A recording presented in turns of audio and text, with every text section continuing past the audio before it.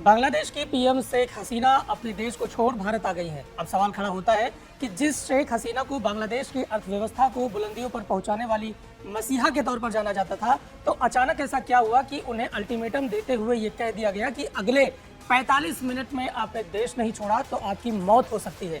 बांग्लादेश के राष्ट्रपिता के तौर पर जाने जाने वाले शेख मुजीबुर रहमान की प्रतिमा को छिन्न भिन्न कर दिया गया। इस वीडियो में हम जानेंगे कि बांग्लादेश के मौजूदा हालात के बाद जो सबसे बड़ा सवाल पैदा होता है वो ये है कि क्या भारत अब विरोधी पड़ोसियों से घिर चुका है। अब आने वाले वक्त में पाकिस्तान और चीन के प्रति बांग्लादेश का अगला कदम क्या होगा। जिस बांग्लादेश से लाखों करोड़ों का व्यापार होता था उसका अब क्या होगा। वहां रहने वाले अल्पसंख्यक हिंदुओं का भविष्य अब किस करवट बैठेगा। इसके साथ ही अफगानिस्तान, पाकिस्तान, चीन, म्यांमार, श्रीलंका, नेपाल के बाद अब बांग्लादेश के ये हालात क्या इस ओर इशारा कर रहे हैं कि भारत की सीमाएं अब विरोधी ताकतों से पूरी तरह घिर चुकी हैं। सबसे पहले आप ये जान लीजिए कि जो बांग्लादेश जीडीपी के मामले में भारत से भी कहीं आगे जा चुका था, वहां ऐसा क्या हुआ कि लाखों की तादाद में युवा सड़कों पर उतर आए और आगजनी करने लगे। तो इसके पीछे की असली वजह है आरक्षण, वही आरक्षण जिसकी चर्चा अपने देश में भी बढ़ चढ़ कर की जाती है। बांग्लादेश में इसकी शुरुआत हुई 1971 में। जिन बांग्लादेशियों ने आज़ादी की जंग में अपना योगदान दिया, उन स्वतंत्रता सेनानियों की नस्लों को नौकरी में 30% आरक्षण दिया गया था। लेकिन शेख हसीना सरकार ने चतुर रणनीति से उस आरक्षण को हटा दिया, क्योंकि लोगों ने सवाल पूछना शुरू कर दिया था कि जिन्होंने जंगें लड़ी उनकी एक पीढ़ी को आरक्षण देना तो समझ में आता है, चलिए आपने दूसरी पीढ़ी को भी आरक्षण दे दिया, लेकिन तीसरी पीढ़ी को आरक्षण क्यों? क्या ये ताउम्र चलता रहेगा? लेकिन वहां की हाईकोर्ट ने शेख हसीना के फैसले को पलटते हुए आरक्षण की पुरानी व्यवस्था को लागू कर दिया, जिसके बाद शेख हसीना ने भी अदालत के फैसले की चादर ओढ़कर पुरानी व्यवस्था को लागू कर दिया, जिसके बाद लोग सड़कों पर उतर आए। पूरा का पूरा आंदोलन उग्र हो गया। 200 से ज्यादा युवाओं की मौत हो गई। प्रदर्शन करने वाले युवाओं पर खुलेआम गोलियां बरसाई गईं। जिन्होंने इस फैसले के खिलाफ आवाज उठाई उन्हें शेख हसीना ने रजाकार तक की उपाधि दे डाली। रजाकार आखिरकार वो लोग थे जो साल 1971 में पाकिस्तान का समर्थन करते थे। बात यहीं तक नहीं रुकी, शेख हसीना ने इन प्रदर्शनकारी छात्रों को आतंकवादी तक करार दे डाला, जिसके बाद हिंसा इस कदर भड़की कि 4 अगस्त के अकेले एक दिन के अंदर 100 से ज्यादा छात्रों की मौत हो गई। जिसके बाद सेना ने सरकार के सामने खुले तौर पर यह कह दिया कि अब आप इस देश को छोड़कर जाइए और इस देश की शासन सत्ता की बागडोर सेना को चलाने दीजिए। शेख हसीना से ये तक कह दिया कि अगर आपने अगले 45 मिनट में देश को नहीं छोड़ा तो आपकी मौत हो सकती है और हम आपकी सुरक्षा कतई नहीं कर सकते। शेख हसीना के शासनकाल में बांग्लादेश को भारत का एक प्रमुख एलाई माना जाता था, जो सीधे तौर पर चीन और पाकिस्तान तक को जियोपॉलिटिक्स में टक्कर देने का काम करता था। लेकिन बांग्लादेश में तख्ता पलट के बाद अब ये महसूस किया जा रहा है कि क्या भारत के पास अब एक भी ऐसा पड़ोसी दोस्त नहीं बचा है जो उसके साथ कदम ताल करता हुआ चल सके। पाकिस्तान के साथ भारत कई जंगें लड़ चुका है। अफगानिस्तान में तालिबान का शासन है। ओली, जो कि नेपाल की पीएम अभी अभी जल्द बने हैं, उन्हें चीन परस्त माना जाता है। म्यांमार में भी 2 साल पहले ही तख्ता पलटकर यहाँ की नेता आंग सान सू की को जेल में डाल दिया गया। श्रीलंका अपनी तंगहाली के चलते चीन की गोदी में बैठा हुआ है। मालदीव से मुइज्जू लगातार आंखें दिखा रहे हैं। यहाँ तक कि मालदीव में भारतीय सेना की जो टुकड़ी थी उसे भी भारत वापस भेज दिया गया है। इन सभी तथ्यों को देखते हुए अब ये सवाल उठने लगे हैं कि क्या भारत के पड़ोस में उसका एक भी दोस्त नहीं बचा है। बीते कुछ दिनों पहले ही विदेश मंत्री एस जयशंकर ने अपने एक बयान में कहा था कि अब अपने पड़ोसियों के साथ अच्छे रिश्ते बना पाना लगभग कठिन होता जा रहा है। रूस सरकार के भी आधिकारिक प्रवक्ता ने अपने बयान में ये तक कह दिया था कि जिस शेख हसीना ने चुनाव जीता है, अब आने वाले वक्त में ये देखने वाली बात होगी कि क्या वो अपनी सत्ता को संभाल पाते हैं, क्योंकि बांग्लादेश के अंदर हिंसा पनपने वाली है और वो उससे बच नहीं पाएंगी। क्योंकि बांग्लादेश की बीएनपी पार्टी, जो कि खालिदा जिया के अंडर आती है, इसके साथ ही जमाते इस्लामी है, जिसको प्रत्यक्ष या परोक्ष आईएसआई और पाकिस्तानी सरकार का सीधा समर्थन मिलता है। उसके चलते बांग्लादेश के अंदर अल्पसंख्यक हिंदुओं से जुड़ा जो सामाजिक ताना बाना है उसके भी डिसबैलेंस होने के पूरे आसार हैं, क्योंकि साल दर साल बांग्लादेश से भारत में शरणार्थियों की तादाद भी अब तेजी के साथ बढ़ती जा रही है। अब यहाँ समझने वाली बात आती है कि बांग्लादेश में जो कुछ हो रहा है वो भारत के लिए कितनी बड़ी चुनौती है और इसके साथ ही आने वाले वक्त में भारत को गाहे बगाहे ये घटना चेतावनी भी दे रही है। पुराने इतिहास के कुछ पुराने पन्ने पलटने पर यह साफ तौर पर दिखाई देता है कि शेख हसीना के सत्ता से बेदखल होने के बाद वहां का विपक्षी खेमा अगर सरकार बनाता है तो उसकी झुकावट पाकिस्तान और चीन की तरफ ज्यादा होगी। इसके साथ ही आशंका इस बात की भी है कि तेजी के साथ बढ़ रही जिस बांग्लादेश को जन्म देने में भारत ने अपनी सबसे बड़ी भूमिका निभाई, उसी भारत में शेख हसीना के आने के बाद बांग्लादेश के अंदर भड़के युवाओं के बीच कहीं भारत विरोधी एजेंडा तैयार कर वोटिंग तक न करा दी जाए। इस राजनीतिक उठापटक में यह देखा गया है कि बांग्लादेश की जनता के बीच उन लोगों की तादाद ज्यादा है जो भारत के साथ संबंधों को बेहतर बनाए रखना चाहती हैं, क्योंकि पूरी दुनिया ने यह देखा है कि कैसे चीन शेख हसीना को अपने पक्ष में कर वहां के बंदरगाहों को अपने कब्जे में करने और निवेश के छलावे की चादर की आड़ में चीन बांग्लादेश को कर्ज के बोझ के तले दबाने की कोशिश लगातार सालों से करता आ रहा है।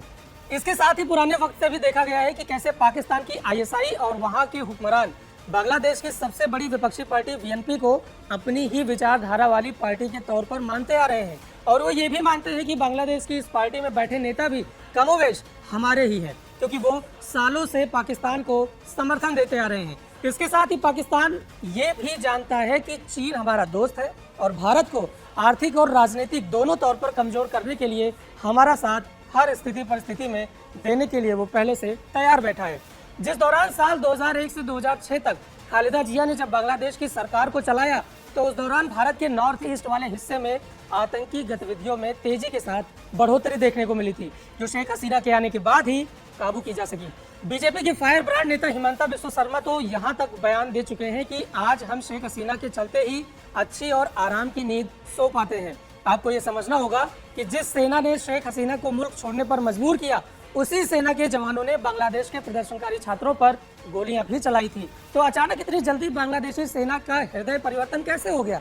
तो इसके पीछे कहीं सेना के अंदर वो एलिमेंट तो नहीं जो कहीं ना कहीं छात्रों को उकसाने का काम कर रहे थे, जिससे छात्र भड़के और उन्हें मौका मिल गया कि अब तख्ता पलटकर देश की बागडोर को अपने अंदर कर लिया जाए। और इसमें पाकिस्तान का रोल बहुत बड़ा है, क्योंकि कहीं ना कहीं पाकिस्तान की वो जो पुरानी टीस है अपने हाथ से उसके देश का एक हिस्सा छिन जाने का, जो उस टीस का यूं कहें कि बदला लेने के लिए वो बांग्लादेश में साम दाम की नीति अपनाकर अपनी पसंदीदा सरकार बनाने का भरसक प्रयास भी करेगा, जिसमें वहां की एजेंसी आईएसआई का भी सबसे बड़ा रोल रहने वाला है।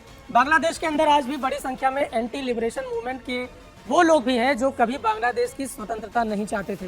हैरान करने वाली बात यह है कि जमात इस्लामी उसकी विचारधारा से सहमति रखने वालों की संख्या भी पूरे बांग्लादेश में करीब 25 से 30% के आसपास है।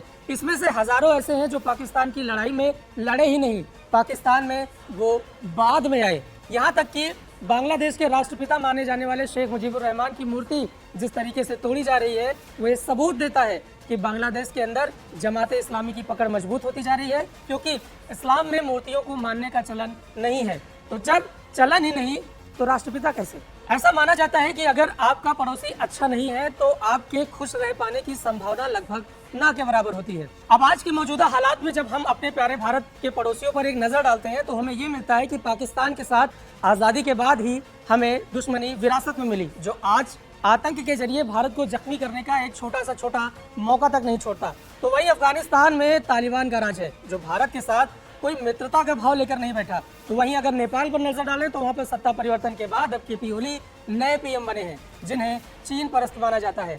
भारत के ही पड़ोसी देश म्यांमार की बात करें तो वहां पर 2 साल पहले ही सेना ने तख्ता पलटकर वहां की लोकतांत्रिक विचारधारा को मानने वाली नेता आंग सान सू की को जेल में डाल दिया है। श्रीलंका चीन की गोदी में बैठा हुआ है, तो मालदीव से जो भारत को आंखें दिखा रहे हैं। तो क्या ये मान लिया जाए कि भारत उन सत्ताधारियों से घिर चुका है जिनका भारत के प्रति कोई सकारात्मक रवैया देखने को नहीं मिलता है? शेख हसीना भारत के लिए एक दोस्त के तौर पर आज भी जरूरी है, लेकिन राजनीतिक तकाजे के तौर पर यह नीति भी रही है कि जो नए शासन करने वाले अब आ रहे हैं उनसे दुश्मनी भी मोल नहीं ले सकते। ऐसे में अगर शेख हसीना भारत में रही और वहां जो नई सरकार बन रही है उसका झुकाव चीन की तरफ ज्यादा दिखे, तो ऐसे में भारत अपना हित कैसे साधेगा? डिप्लोमेसी में इस बात को भी ज्यादा तरजीह दी जाती है कि आज जो हमारा दुश्मन है कल वो हमारा दोस्त भी बन सकता है। अब ये भी सवाल उठने लगे हैं कि क्या भारत के अंदर शेख हसीना को शरण देना चाहिए या नहीं? रणनीतिक तौर पर भारत को इस बारे में क्या फैसला लेना चाहिए? शेख हसीना की इस सरकार में भारत के संबंध 1975 के बाद इतने अच्छे हो पाए हैं विशेषकर भारत के लिए, जब उसे पश्चिम और उत्तर की ओर बढ़ने का स्कोप लगभग ना के बराबर है।